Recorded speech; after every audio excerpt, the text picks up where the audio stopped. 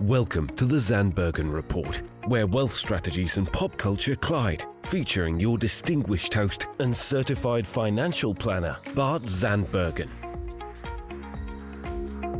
And welcome to the show, everybody. And I am so happy to have in studio today my longtime friend, Dr. Marianne Martin, who is a board-certified endocrinologist, executive health coach, speaker, and author. Known as Dr. Hormone Hacker, she disrupts our traditional broken healthcare system and guides people on prevention and well care, not sick care. She is passionate about bridging the healthcare gap by helping people and balance their hormones, achieve a healthy body composition, prevent and reverse chronic diseases, and optimize their health proactively and holistically. Right up my alley. Welcome to the show, Marianne. Thank you.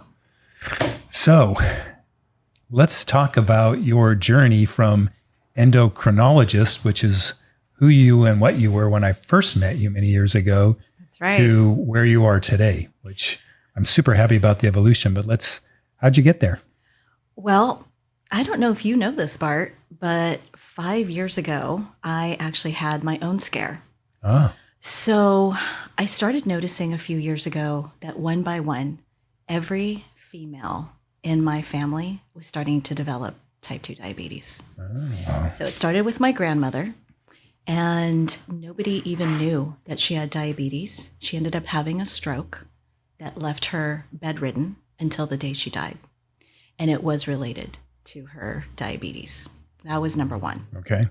Number two was then my oldest aunt, who ended up needing dialysis. That's how late stage her diabetes was actually caught. And it wasn't the fault of the healthcare providers. It was she just never went to the doctor. Yeah. So if my grandma was check, my aunt was check, checkmate was my mom. So I realized I could be next, but I was almost fooling myself because, I've been very active Sure. pretty much all my life. Yep. And I eat fairly healthy. Believe me, I have my indulgences. I take advantage of my Asian metabolism to the fullest. However, I knew the very next day when I went to the office, I had to check and face reality.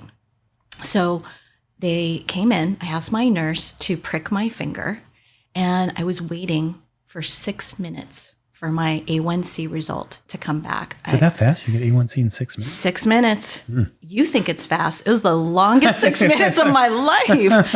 And what was different was I was for the first time sitting in the patient chair. I knew now what it felt like to wait for your fate to be determined by a blood test. Wow. So she comes back in. She's got this piece of paper. She hands it to me, doesn't say a word. And I'm like, this is not good. So I unfold it. Now, just so that everybody knows, an A1C that's normal is 5.6 or lower. When it's 5.7 to 6.4, it's pre-diabetes. 6.5 or higher, it's diabetes. Mine came back at 5.6. Right on the cusp. Now, many people would have breathed a sigh of relief, Yeah. but I knew better because a 5.6 was dangerously close. And I was actually shocked. And so I said, it's time to look in the mirror. Do I want to take the medications that I've been prescribing all of my patients? And it was a huge no. And so the problem, as you may know, with medical school, we're not taught how to prevent disease. We're definitely not taught any lifestyle measures. We're only taught to treat it once it's a train wreck. And so I began my quest of my holistic way to hack diabetes. And this was something where everything that I read, you could actually read an article that refuted the first thing that you read. Sure. And it was so overwhelming and so confusing. And I'm as an endocrinologist, I'm having a hard time weed through all this. So just imagine how my patients are feeling.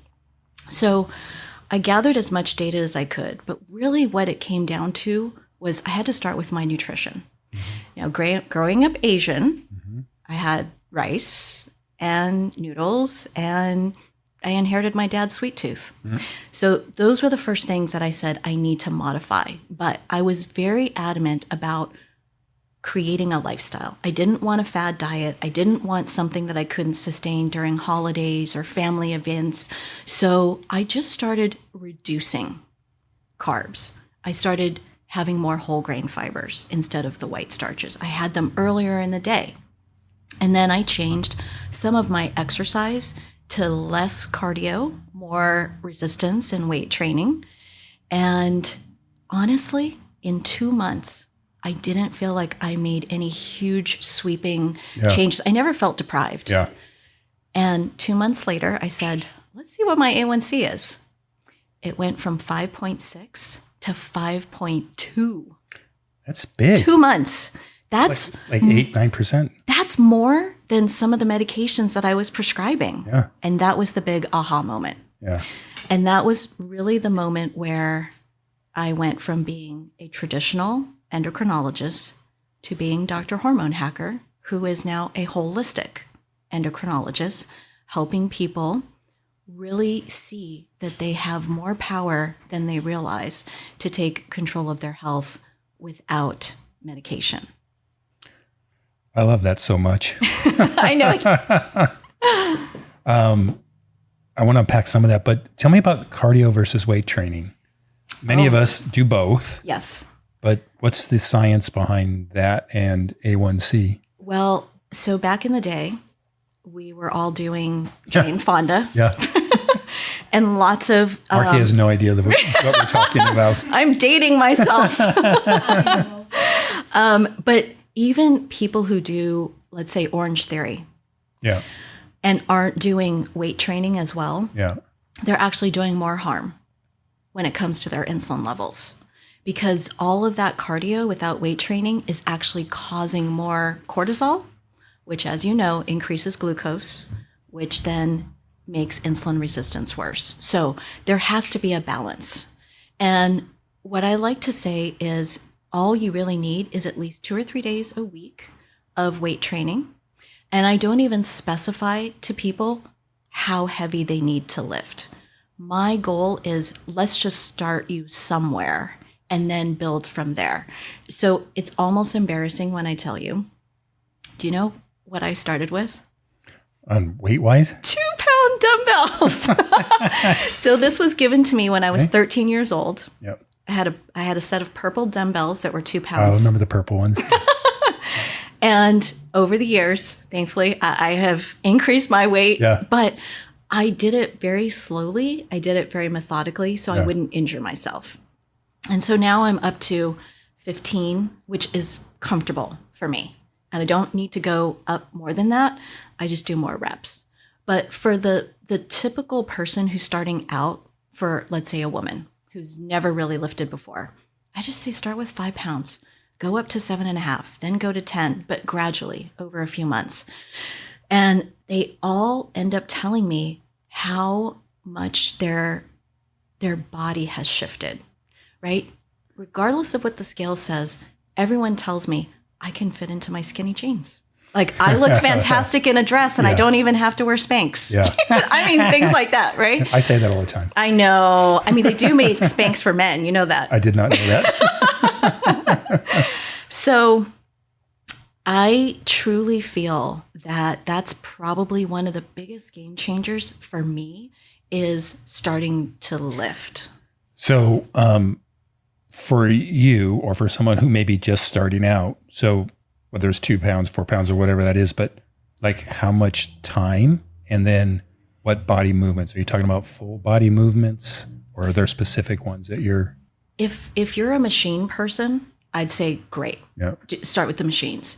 I'm a dumbbell person. I'm just old fashioned like that. And so I do like for people to do a total body workout. Maybe you do your arms, on one day of the week. Okay. You work on your legs another day, and then you do a total body workout on the third day. That would be a great balance. And then as far as cardio, I honestly don't do more than a 7-minute hit right now. That's dramatically different Is that than every day or?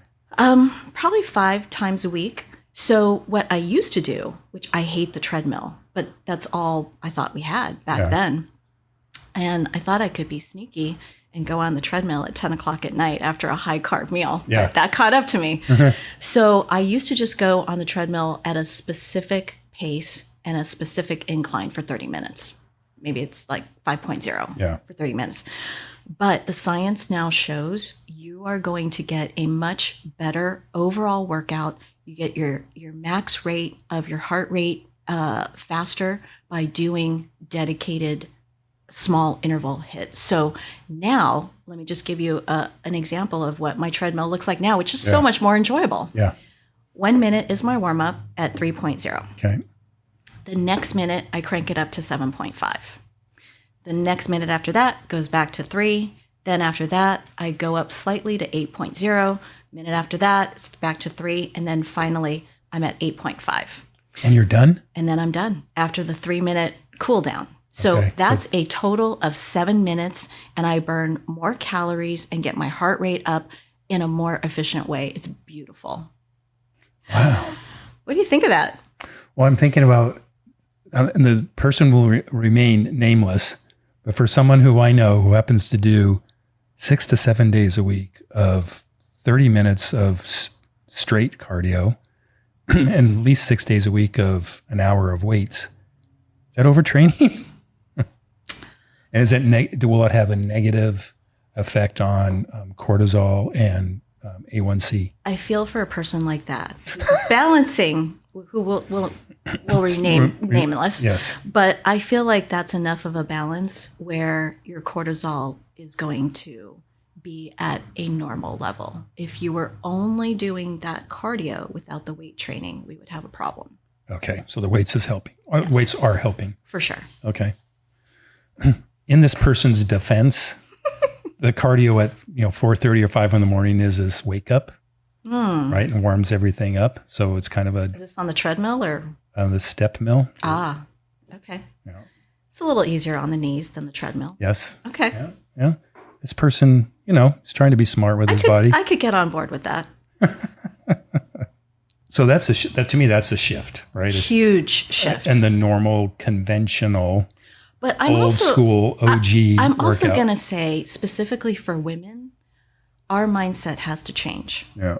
We used to focus on being skinny. It's not about being skinny anymore. It's now my focus is you need to be strong. Right. And it used to be focused on pounds on the scale. Right. Now my focus is, what's your body composition? I want to know your fat mass, your muscle mass, your visceral fat. That's so much more important than what's just going on the scale.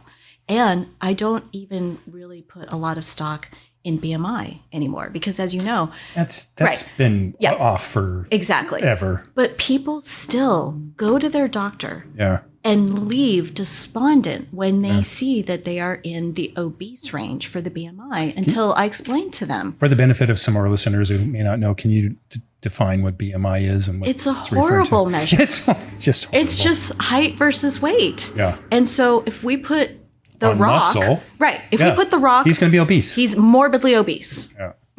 So it's very unfair to rate someone's health based on the BMI.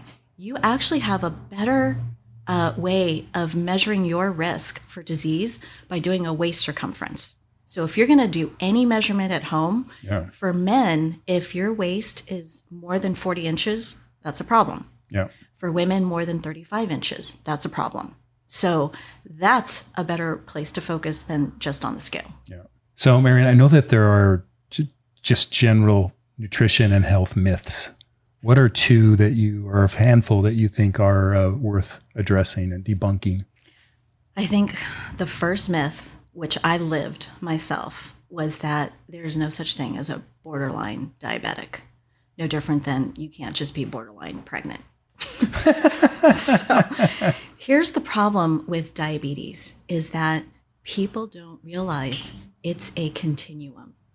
And to go off the pre-diabetes cliff into diabetes is a much slippery, slope than people realize. So let me just give you this example. So I had an A1C of 5.6. The difference between normal of 5.6 and pre-diabetic at 5.7 would be me having one meal where I chose to have the garlic bread, spaghetti, a glass of wine, and a couple bites of dessert. That would easily put me into 5.7. That's how fast it can happen. So when people get their blood work done, my biggest pet peeve is that healthcare providers only address what is flagged to be abnormal. Yeah. So when I go through a lab panel, if anything is even close, like I don't even like for any A1C to be 5.5, let alone 5.6. Yeah. And I see all the time people are having fasting glucose levels in the high 90s. And I'm the first one to address it and to say, hey, we have a potential problem here. And they've never been told that this was an issue. And so that's number one, is really whenever you get your sugar levels done, whether it's fasting glucose, A1C, insulin, don't just look at what's abnormal. Take a look at the reference range and make sure you're nowhere near there. Okay. So that's the first thing. The second thing is many people feel very comfortable in their health just getting their physical exam and their blood work once a year. And I'm going to say it definitely takes more than just a once a year panel for many people. There are some people who are very healthy and they can do that. But what I know to be true is that the once a year panel that most people get from their physical exam is incredibly incomplete. So let's say that you have a couple of symptoms that could be thyroid related. You're tired. You may be wanting to take naps and you never did before. You've got extra dry skin. You're losing a little bit more hair. You're constipated. You've gained a few pounds without doing anything different with your diet or exercise. Those are just some of the thyroid symptoms. Let's say that you have gone to every appointment complaining about thyroid. And the only thing that's drawn is one level, which is the TSH, which is the most common that's ordered.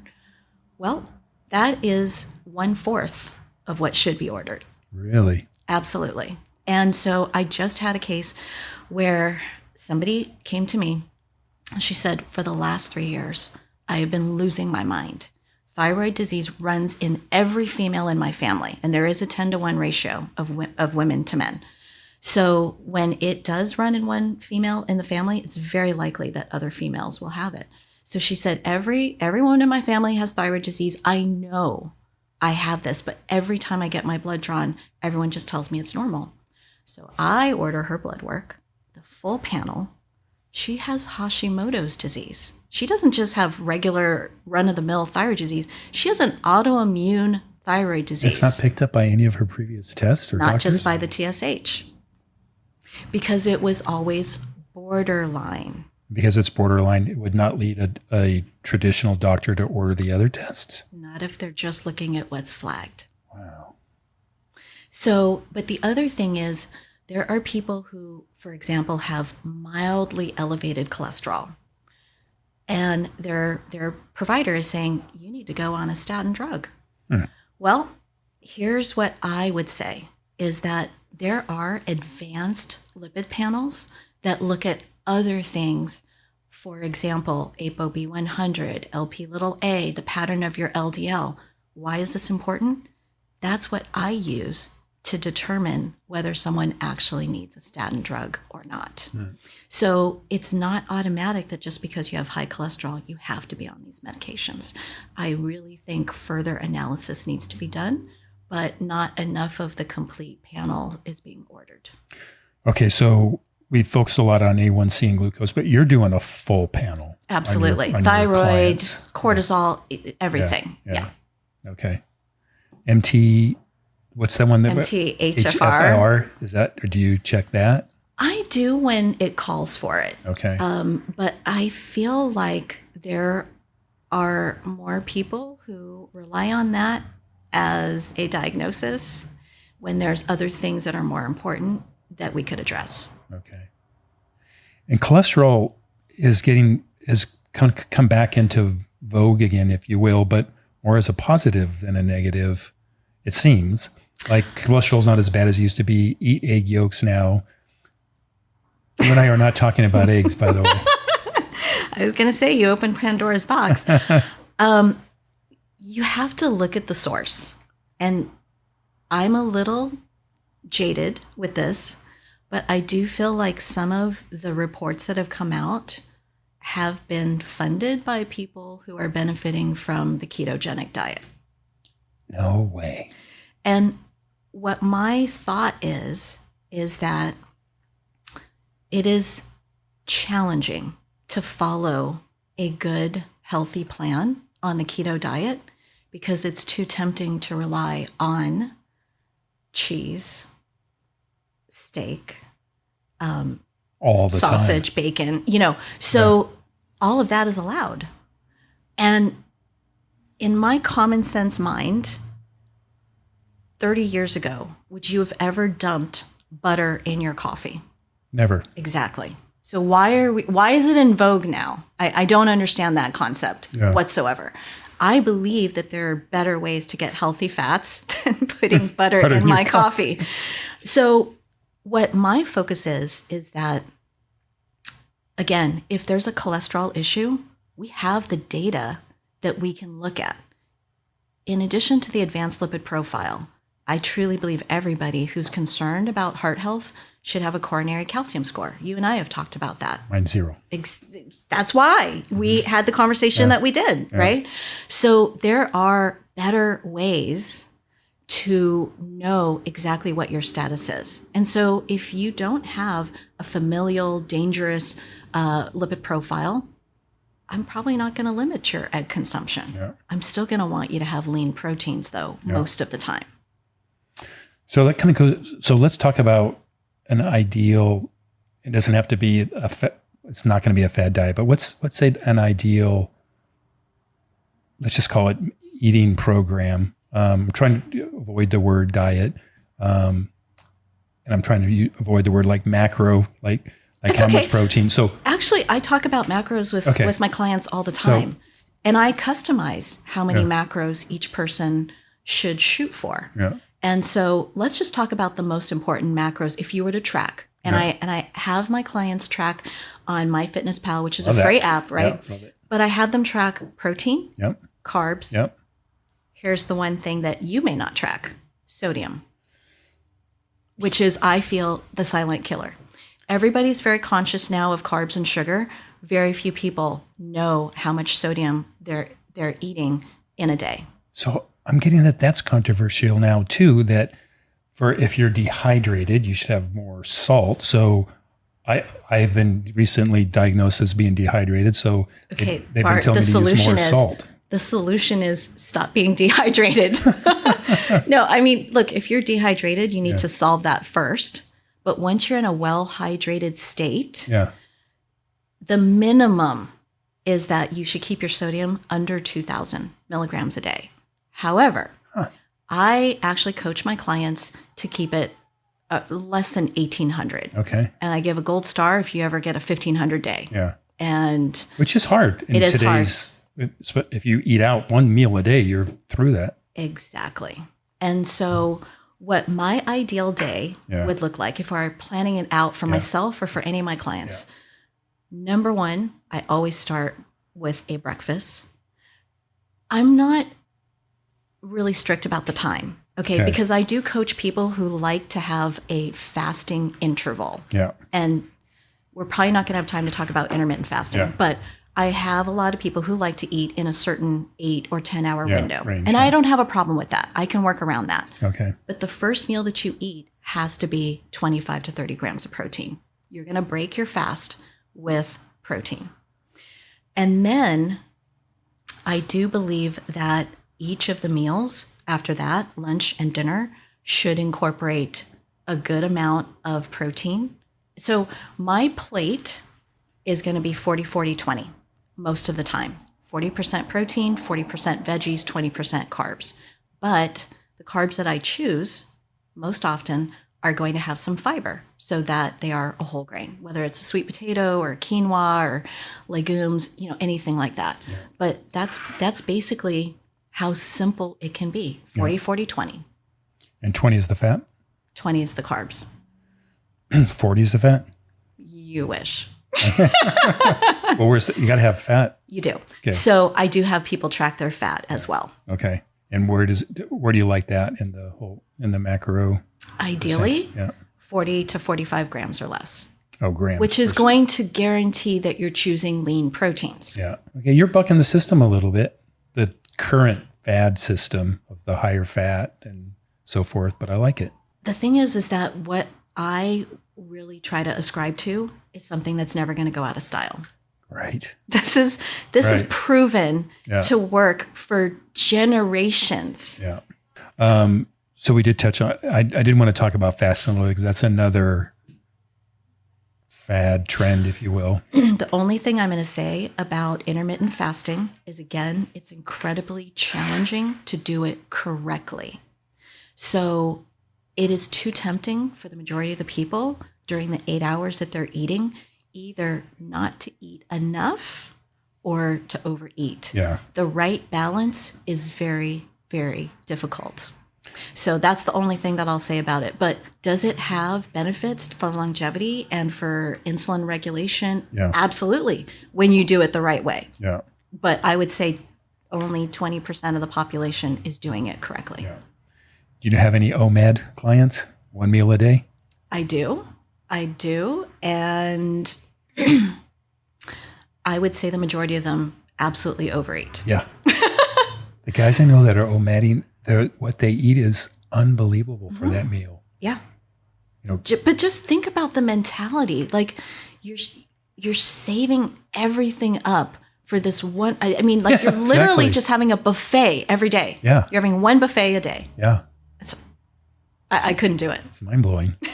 And you hit the point earlier too, sustainable, right? I mean, look, we all have, our whole life isn't just about what and when we're going to eat. We have lives, and some of us are in business, and some of us need to be with people while they're eating and we're eating. So it would be so challenging to have something that limiting. It is, especially when food brings people together. Yeah. Or like even family functions. So this one OMAD friend of mine, like, what do you do when your family's over? I guess I only have them over for dinner. That's one solution. Yeah. So tell us about your book.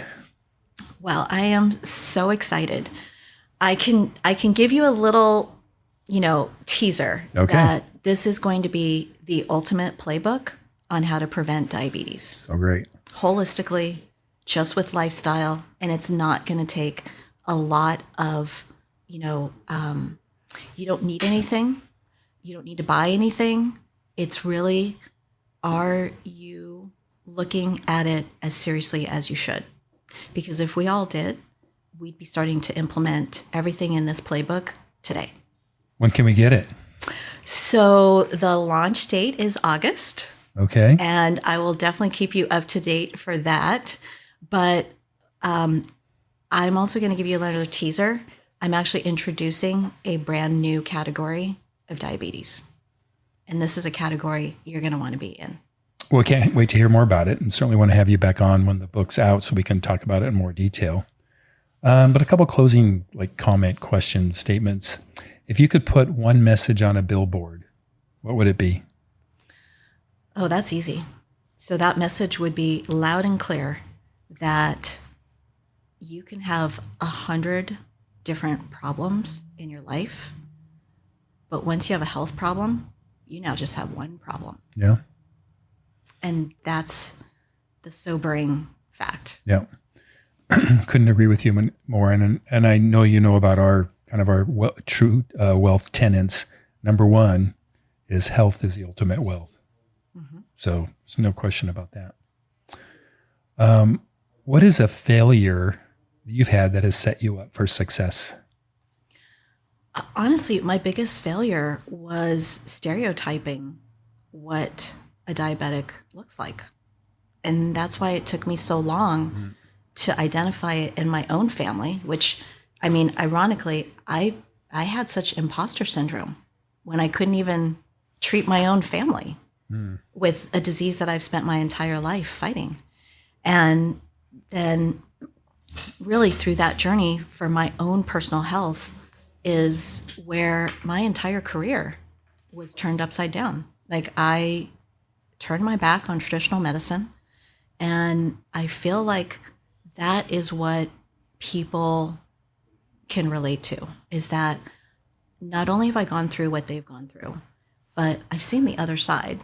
And now I choose to practice on the well-care side.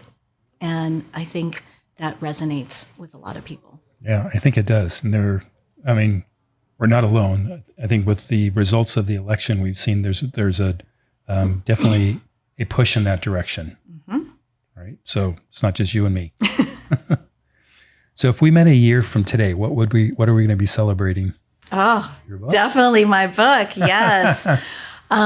I hope that in a year that we'll also be celebrating, I am going to start being a speaker as well, because even though I do try to educate on social media, I do want to be able to educate more and more people, especially our young teens, because when I'm able to get to people early, that's where the magic of prevention is the most powerful. And right now, it's mostly the moms who are going grocery shopping and preparing meals. So that's who I'm focused on. But once I am, educating the moms, I really want to work on teens and schools. That's the next step. I'm thinking of the schools and the soda that's being offered and almost given away for free. And to me, giving a soda is like giving a cigarette to a kid. It is. Yeah. It's terrible. But it's no different than a bag of potato chips or cookies, or, Yeah. All right.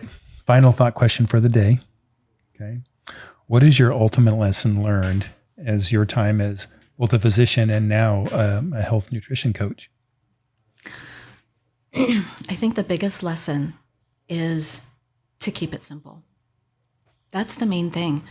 We complicate what a good, healthy lifestyle can look like because we're overwhelmed with so many of these fads. And when we don't stand firm in what we believe is true and that we know is common sense, and that people in the Mediterranean, like in Italy, have been eating in this way for hundreds of years, and they are one of the blue zones that we all aspire to. Why are we making it so complicated? Yeah. We make it complicated to make our lives easier so that we can get away with the things that we want. So if we just keep it simple, it's more sustainable. And that's what the data shows. That's very well said. Very well put. How can people reach you, stay connected with you? So the best way is on my website, which is drhormonehacker.com. And they can reach out to me. They can message me. I'd be happy to have a consultation if they are wondering if maybe their hormonal panel that has been checked may be incomplete, or if they need any guidance in nutrition or fitness. Fantastic. Well, Marianne, it's been such a pleasure having you on the show. I think this is going to go very far for us. It was my honor. Thank you, Bart. Yes, of course. And thanks everyone who has tuned in, and we look forward to being back in the studio next week. Cheers.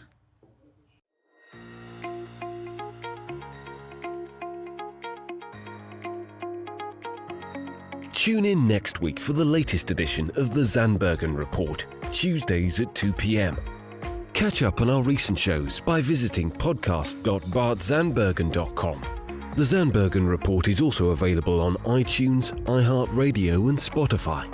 Interested in being a featured guest on our show or have a question you'd like to hear us answer? Email podcast@bartzandbergen.com. The contents of this podcast episode do not constitute an offer of securities or a solicitation of an offer to buy securities and may not be relied upon in making an investment decision related to any investment offering Access Wealth Management LLC, an SEC-registered investment advisor. Access does not warrant the accuracy or completeness of the information contained herein. Opinions are our current opinions and are subject to change without notice. Prices, quotes, rates are subject to change without notice. Generally, investments are not FDIC insured, not bank guaranteed, and may lose value.